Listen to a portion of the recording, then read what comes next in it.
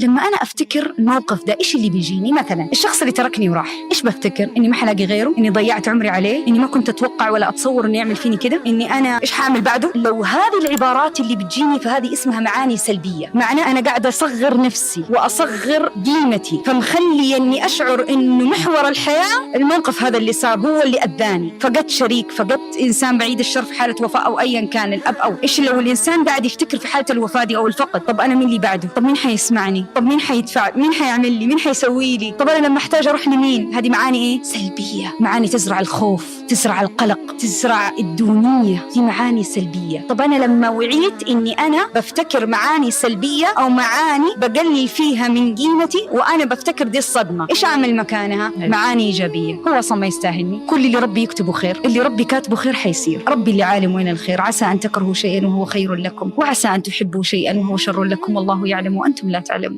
اللهم عاما مضى قد تعلمنا منه أكثر ما تمنينا، وأخذ من قلوبنا بقدر ما أعطاها صبرا. اللهم إن كان في هذا العام ذنب فأغفره، وإن كان فيه وجع فاجبره، وإن كان فيه حلم تأخر فلا تجعله ينسى. اللهم إن هذا العام كسر فينا أشياء لم نعرف كيف نصلحها، وأخذ من قلوبنا أكثر مما احتملت. اللهم اجعل القادم أرحم على قلوبنا ولو بالقليل، واكتب لنا أيام أقل قسوة وقلوب لا تنكسر وطمأنينة إن جاءت لا ترحل. أهلا وسهلا ومرحبا، عدنا والعود أحمد، ولا يحلو الكلام إلا بذكر الحبيب محمد.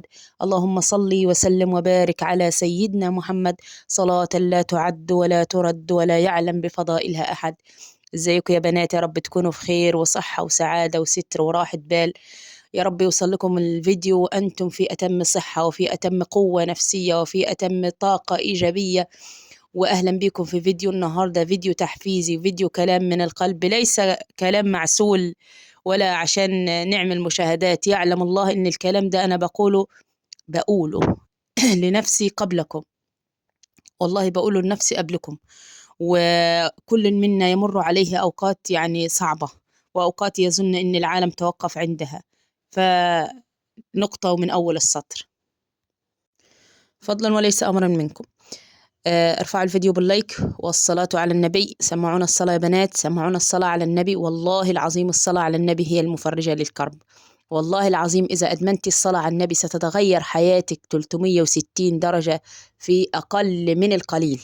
وربنا يا رب يبارك لنا في أيامنا وفي أولادنا وفي أزواجنا وفي ذريتنا ببركة الصلاة على النبي. اللهم صل وسلم وبارك على سيدنا محمد قبل كل شيء يا رب. اللهم صل وسلم وبارك على سيدنا محمد بعدد كل شيء. اللهم صل وسلم وبارك على سيدنا محمد مثقال كل شيء. اللهم صل وسلم وبارك على سيدنا محمد صلاة لا تعد ولا ترد ولا يعلم بفضائلها أحد. أنا بنات في الفيديو ده بعمل المبكبكة، وده بط يا بنات.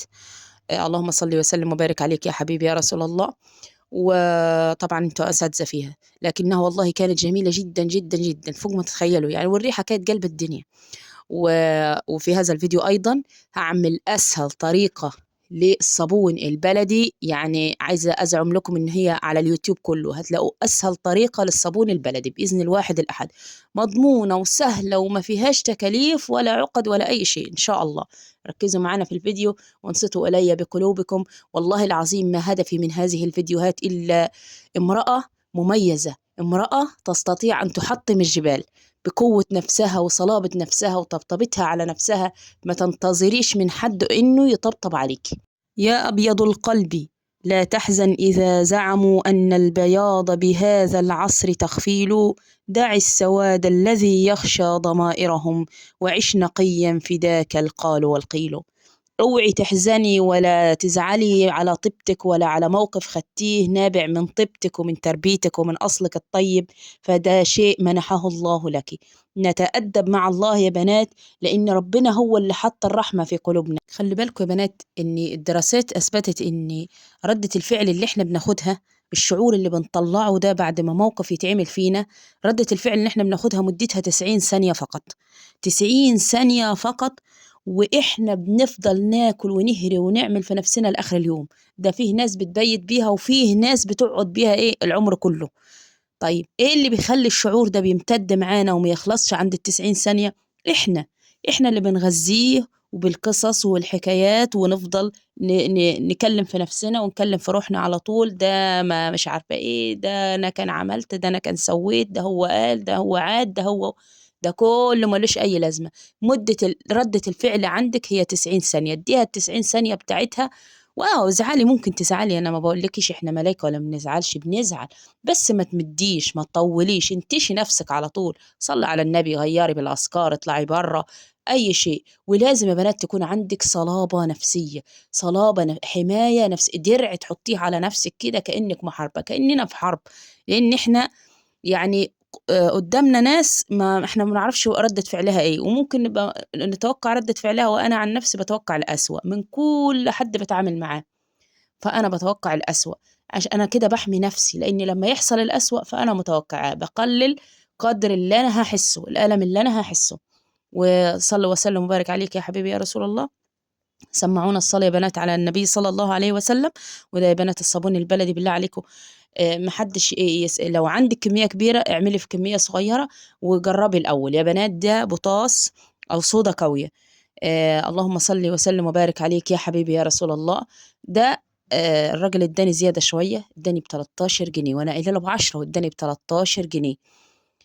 ف وكمية الزيت هتشوفوها دلوقتي، والمية انا عايرت لكم المية بإزازة زيت فاضية عشان تبقى موجودة عند الكل يا بنات. بصي 5 تدريجات في الإزازة من تحت كده، عدي 5 تدريجات وامليه على قدها مية، و3/4 ايه إزازة الزيت. نرجع لمرجوعنا بعد ما تسمعونا الصلاة على النبي. اللهم صل وسلم وبارك عليك يا حبيبي يا رسول الله.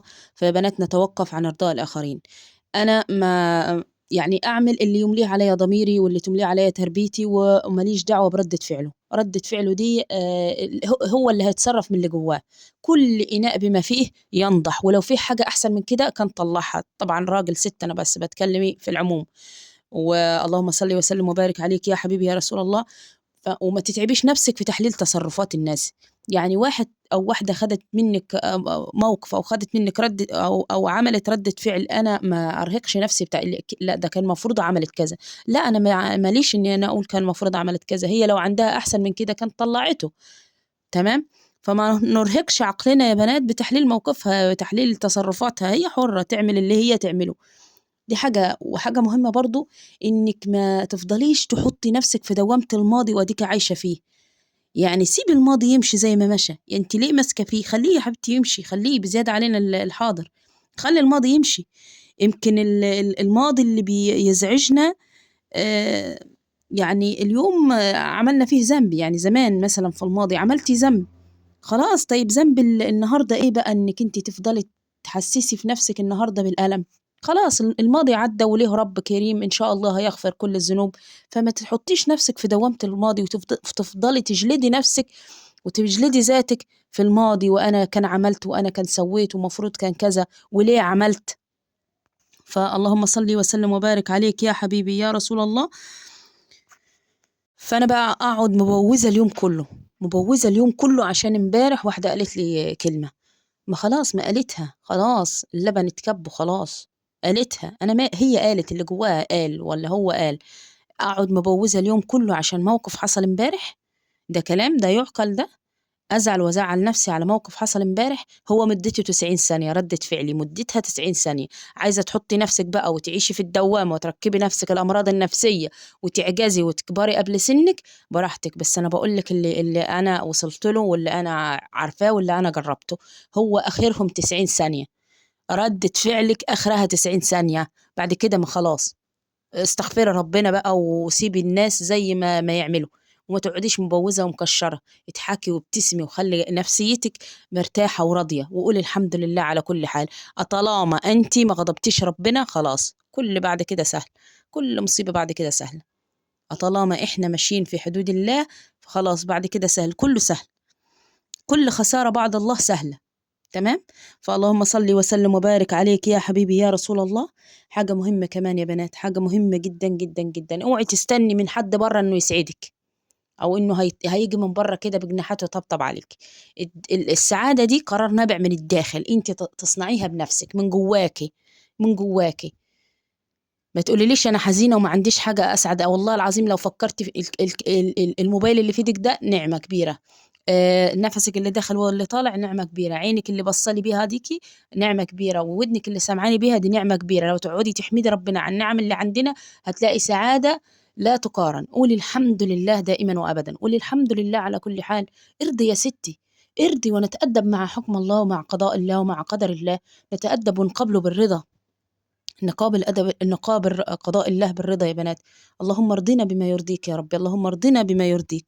حاجة مهمة تانية يا بنات عشان نعيش في راحة وسعادة وطمأنينة، تمام؟ ما تقارنيش نفسك بحد، ما قارنينش نفسي بحد.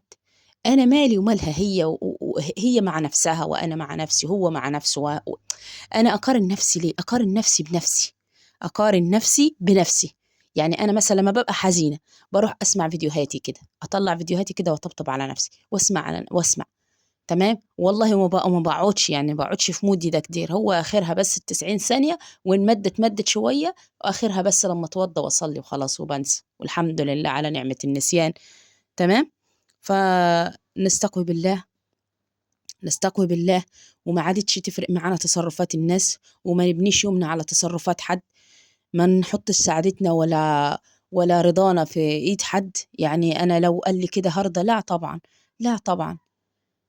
انا سعادتي اطلعها من جوايا، وردة فعلي مبني على اصلي وعلى تربيتي وعلى ديني وعلى اخلاقي، وردة فعله هو زي ما يعملها بقى، زي ما هو جواه، زي ما يملى عليه ضميره، زي ما تربى، تمام. كل إناء بما فيه ينضح.